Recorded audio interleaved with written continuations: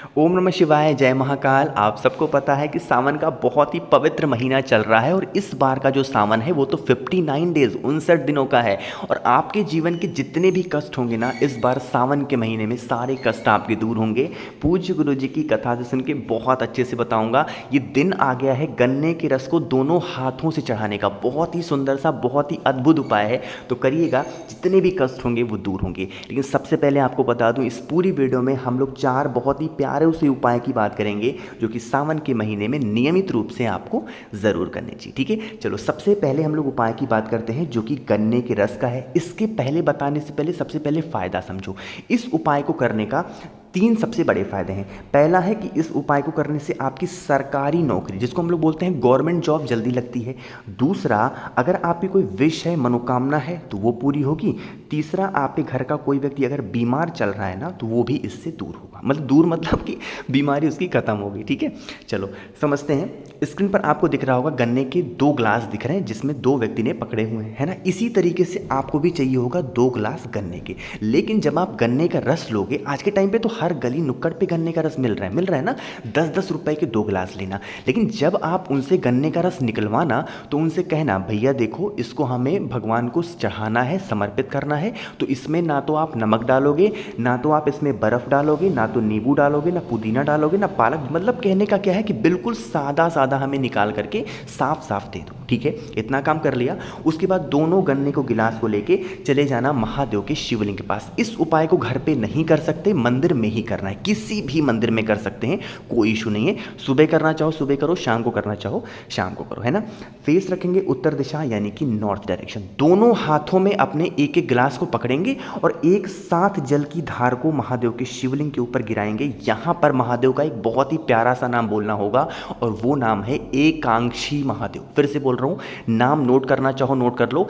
एकांक्षी महादेव का नाम लेकर के दोनों हाथों से गन्ने का रस जो भी व्यक्ति नियमित रूप से सावन के महीने में समर्पित करता है, उसके जीवन में कभी कोई कष्ट आ ही नहीं सकता, उसकी सारी इच्छाएं पूरी होंगी। अब आप जिस कामना से जल को चढ़ाओगे तो आप ही जान पाओगे, तो आप अपनी कामना बोल करके एकांक्षी महादेव का नाम ले लेना, है ना। अब यहाँ पर मेरे बहुत सारे भाई बहन पूछेंगे, भैया क्या उसमें लोटे में डालना ज़रूरी है क्या? कोई ज़रूरी नहीं कि गन्ने के रस को आप पहले लोटे में डालो फिर चढ़ाओ। नहीं, आप चाहें तो जो गन्ने का रस वाला गिलास नहीं देता है उसी गिलास से चढ़ा लो, कोई दिक्कत नहीं है। ठीक है, समझ में क्या बात मेरी? चलो, पहले उपाय की तो बात हो गई है। आगे बढ़ते हैं इस वीडियो में। अब हम लोग अपने दूसरे उपाय की तरफ। दूसरा उपाय भी बहुत प्यारा है क्योंकि इस उपाय को भी आपको दोनों हाथों से ही करना होगा। कैसे करना है सुनिएगा, लेकिन सबसे पहले इस उपाय के आप फायदे समझो। इसका बस मात्र एक फायदा है और वो है मनोकामना, है ना। अगर आपकी कोई भी ऐसे विश है पूरी नहीं है तो इस सावन के महीने में करके देख लो, सारी इच्छाएं आपकी पूरी होंगी।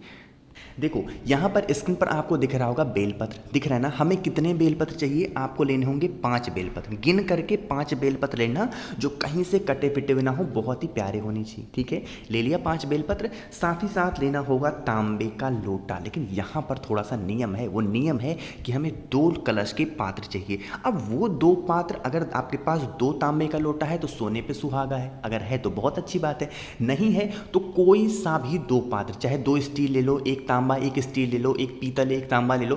कहने का मेरा क्या मतलब है, ध्यान से सुनना, कि कोई सा भी 2 पात्र, गिलास कटोरी कुछ भी ले सकते हो। ठीक है, 2 पात्र लेना और इन दोनों पात्रों में जल भर के ले जाओगे अपने घर से, है ना। मंदिर का जल नहीं चाहिए, अपने घर से जल भरना, लेके पहुंच जाना महादेव के शिवलिंग के पास। ठीक है, उनके मंदिर में प्रवेश करना।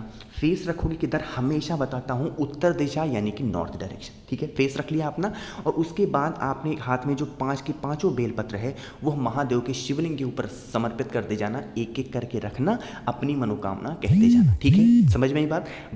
जो डंडी रखोगे माता अशोक सुंदरी की तरफ और पत्ती का मुख होगा वो होगा आपकी तरफ। एक एक करके समर्पित कर देना। उसके बाद जो आपके पास में 2 पात्र हैं जल के, ठीक है, दोनों हाथों में पकड़ना, चाहे गिलास लिया हो, लोटा लिया हो, कटोरी लिया हो, चम्मच, कुछ भी 2 पात्र होना ही चाहिए। ठीक है, ले लिया दोनों हाथों में और एक साथ उसी 5 के 5 बेलपत्र के ऊपर श्री शिवाय नमस्तुभ्यम का स्मरण करते हुए समर्पित करते जाना। ठीक है, सावन के महीने में पहले दिन से ही लेकर के आखिरी दिनों तक अगर आप लगातार 59 डेज कर पाए ना, इससे सुंदर बात कुछ नहीं हो सकती।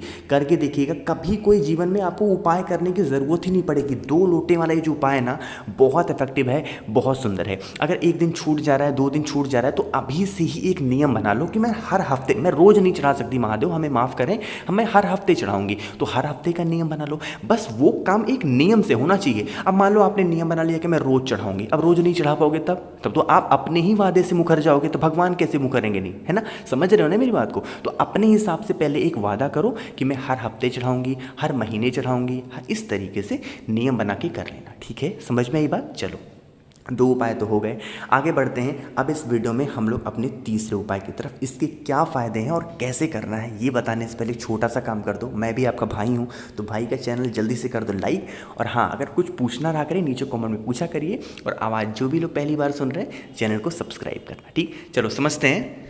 अब देखो, सबसे पहले समझेंगे इस उपाय के बेनिफिट क्या हैं, फ़ायदे क्या हैं। इसका बस एक फ़ायदा है कि अगर आपको अपने परिवार में खुशियाँ चाहिए उसके लिए कर सकते हैं। दूसरा इस उपाय में है कि अगर आपके घर में लड़ाई बहुत होती है, चाहे हस्बैंड वाइफ में हो रही हो, सास ससुर में हो रही हो, ठीक है, सास बहू में हो रही हो, माता पिता में हो रही हो, किसी में भी हो रही है, इस काम को करेंगे। स्क्रीन पर आपको दिख रही होगी दूरवा, दिख रही है ना? कितनी दूरवा लोगे? 7 दूरवा गिन करके लेना, कोई सी भी 7 दूरवा गिन करके ले लेना, ठीक है? साथ ही साथ लेना होगा आपको पीला चंदन। इस उपाय के लिए हमें लाल चंदन नहीं चाहिए, हमें लेना होगा पीला चंदन। पीले चंदन को लेना, इसको छोटी सी कटोरी में डालना और इसमें हल्का सा पानी डाल करके अच्छे तरीके से उंगलियों से मिक्स करना ताकि ये एक पेस्ट बन जाए, ठीक है? पेस्ट बना लिया और 7 दूरवा ले लिया, लेके चले जाओगे कहाँ पे? महादेव के शिवलिंग के पास। सुबह जाना चाहो सुबह जाओ, शाम को जाना चाहो शाम को जाओ। फेस रखना उत्तर दिशा यानी कि नॉर्थ डायरेक्शन। जो आपके पास में पीला चंदन है, सबसे पहले ये जो स्थान होता है ये है माता अशोक सुंदरी का स्थान, है ना? यहीं पर उस पीले चंदन का लेपन बहुत अच्छे तरीके से करेंगे, जितना ज़्यादा आप कर सकते हैं, ठीक है?